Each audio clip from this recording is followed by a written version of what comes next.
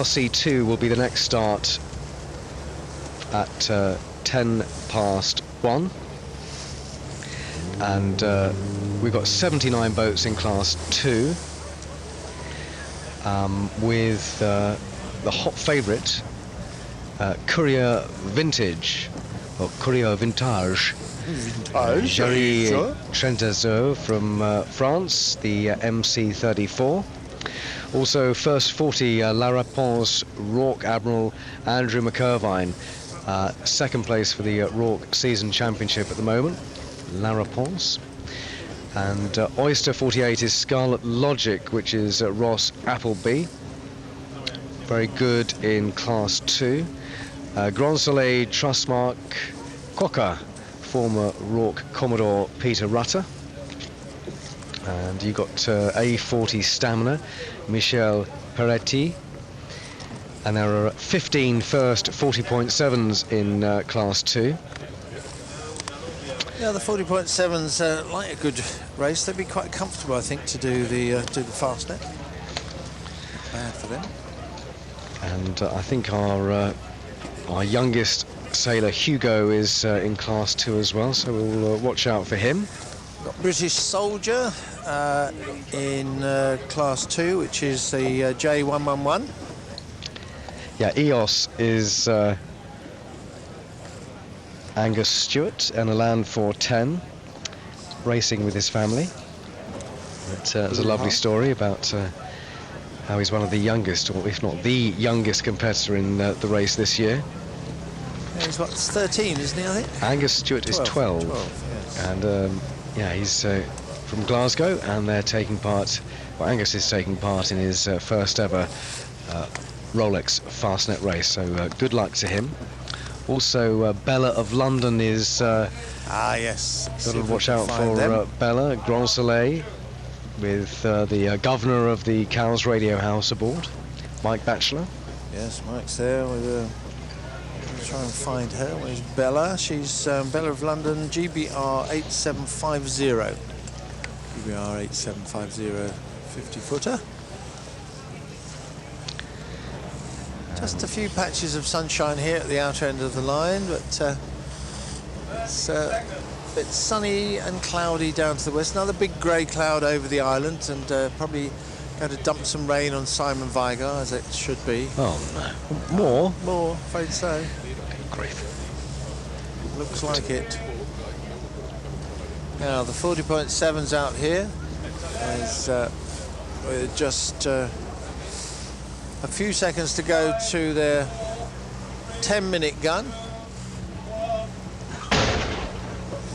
and that's the 10-minute gun for the Class 2 boats. And here's a very nice Swan, Northern Child. Now that is a well-travelled boat. Northern Child is one of these boats that does charters and does the Ark every year, goes to, or more or less every year, goes to the Caribbean and races in Antigua Sailing Week and all those big events like the St Martin Heineken Regatta and BVI Week and all those sort of things. Northern Child, very well-travelled boat. She's probably got her own track across the Atlantic. There's a groove worn in the water where she goes. Another 40.7. It's just getting ready. Yeah, we've got quite a collection in this class, haven't we, of different J boats, J133s, 122s, 111s, Prima 38s, and Frere 45 you've got. So which do you think is going to get line honours here? Yeah, I don't know. It could be a good for one of the J122s, something like that. That might be a good one. Just one of the Primas. Now, we haven't seen those much. We did see a bunch of them during Cowes Week years ago, but we haven't seen them for a while. Revive is just the one, very smart looking. They've revived her very nicely. Avanti, she's from Holland, Hansa, and a big black boat just coming to run us down. We'll try to avoid that. Thank you, Dave, for pointing that out. She's quite an old boat. That's Echo Zulu from the USA. Echo Zulu is getting ready for the Fastnet race all the way from the USA. Reaching in towards the start, we're going to have our 4-minute signal before too long. And where have we got? I'm trying to look for EOS, the boat with our young competitor in it, but I haven't found him though, nor have I found Bella. It's 9192. It's a blue Elan 410. That's EOS. I'll see if they're down here, but there aren't many. No, I think she's probably in the middle of the line. Everybody seems to be sticking out here by the outer end of the line. Rocket Dog 2, Sailing Logic. Again, Sailing Logic. You can sign up with them and go yachting on the Fastnet, and you do some IRC races to get your points in so that you qualify to do the walk races. And Bob Bradford has just seen his old mates on board, Anticipation, Pete Newland's 40.7, and he's given him a wave as an old friend of Anticipation. Pete Newland's taxed the boat round, preparing for their start in what, about 6 minutes, 6 3/4 minutes time. J News for the J boats says that for the first time J boats will be the dominant brand in the Rolex Fastnet Race, with 44 boats sailing, nearly 13% of the fleet. Wow. In the IRC classes. That's interesting. I wonder who held that particular record before. Interesting. Beneteau has 38 firsts, and I suppose it would be Beneteau rather than Genoa. Sigma 38 was actually designed for the Fastnet 25 years ago, and there are 15 Sigma 38s, 14 X yachts, and 17 Swans. 17 Swans, because we have got some of the new Swan 60s here, so we'll see them in Class 1. Tonnerre de Breskins getting ready for Class 1. Caught up in the fleets. Sailing Logic's Lion of Cows, that was the one I think that caught the boy earlier. Just go across the bows of this large green Class 2 boat. We've actually, as a result of going in to have a look for EOS, we've rather got ourselves a long way from the line, but we'll come towards it. There's a Class 1 boat from Germany, this green one, is getting ready to start, but it's Class 2 with their blue pennant with the little white dot on it. That's the one that marks out Class 2. There's another big German boat, flush-decked, big Swan, ready to start.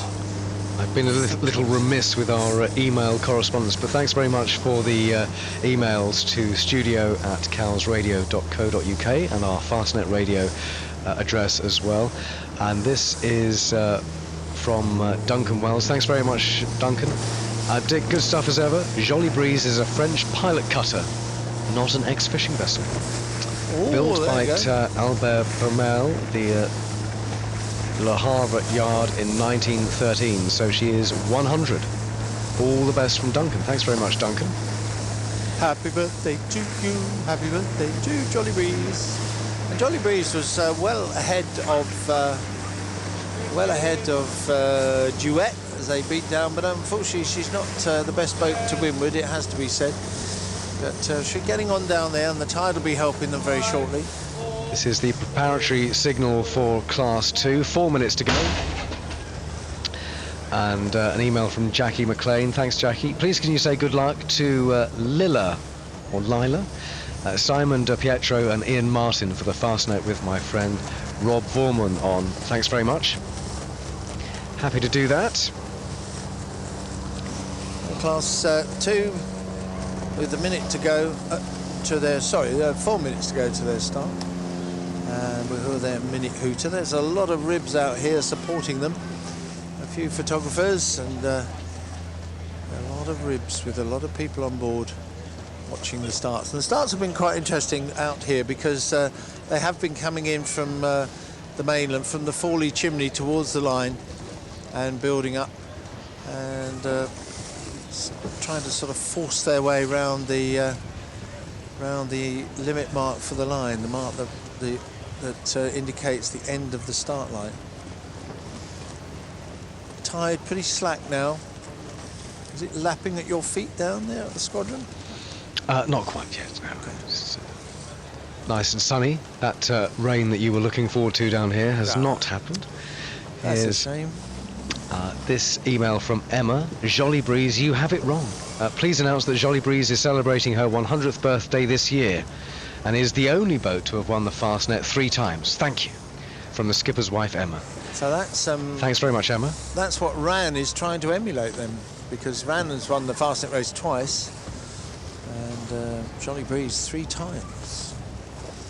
We're happy to set the record straight. Absolutely. We're only guessing here, we just make it up as we go along. It's a complete coincidence if we get anything right. Absolutely. Never known it to be right before. Look at this Class 2 steaming in the line. They're heading down towards the squadron because they've got just a minute coming up in 1 minute. Or actually 50 seconds now. 1 minute gone. Half the fleet above the line, half the fleet on the line.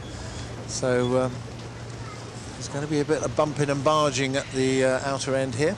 The Royal Navy yacht Dasher just coming past the squadron. Dasher is a Nicholson 55, so they're starting in here. Yeah, they used to have a fleet of those Nick 55s, the Royal Navy. They unfortunately all suffered terrible osmosis, and they had to have their bottoms stripped at Stone Pier Yard in Walsash many years ago. Right, 15 seconds to the 1 minute hooter, and the early starters have come sliding down the line towards the Royal Yacht Squadron. Nobody's really down that end, I don't think, Simon, are they? Just Dasher, I think. Yeah. 1 minute hoot. Some of the bigger ocean racers just having a practice start, but most of them up with you. Yeah, they're all out. Somebody's already got the wrong side of that limit marks, one of the Primas, and they're trying to turn around and go back.